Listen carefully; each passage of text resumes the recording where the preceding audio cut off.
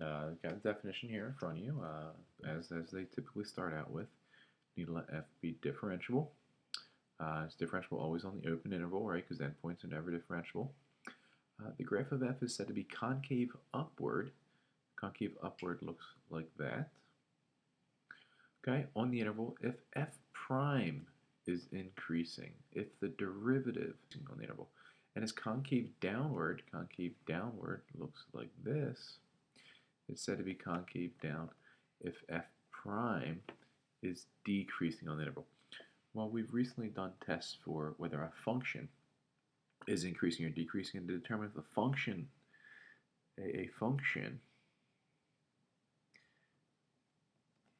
is increasing if f prime of x is positive, and a function is decreasing if f prime of x is negative. And that would be on an interval.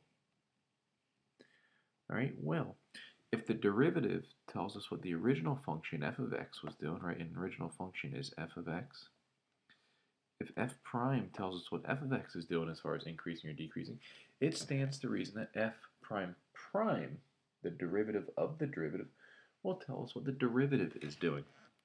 So if we look at the test for concavity right here, the test for concavity, let f be a function whose second derivative exists, so you have to be able to take the derivative twice. It has to be differentiable over 2 times.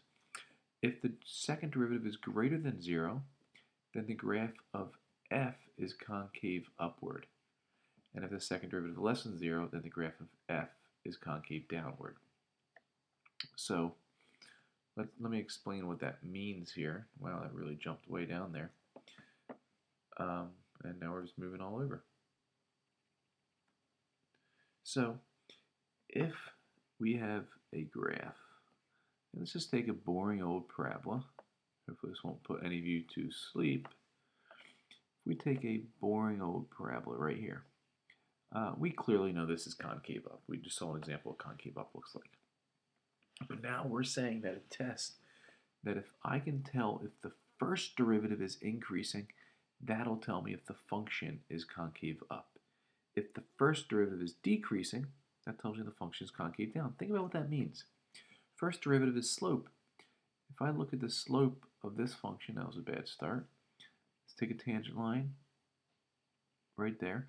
That's a pretty big slope. Let's just say the slope of the tangent line there is, I don't know, negative 15. And let's look at this slope right here. Okay, as we move further to the left, that slope's flattening out a little bit. Let's call it like negative, I don't know, 5. Eventually I'll get to a slope of 0. What's happening to my slope? My slope is increasing. Whoa, way off there. Now my slope is like what, a positive 5? And this slope here, it's a big one, right? Like positive 14, 13, whatever. Okay, slope is increasing. In other words, f prime of x is increasing, right? F prime and slope are synonymous with each other. So if the slope is increasing, you can see it's going to form a concave up curve. So that's why the test for concavity deals with the second derivative. Let's look at an example here. We'll give you an f of x. We'll call f of x x squared plus 1 over x squared minus 4.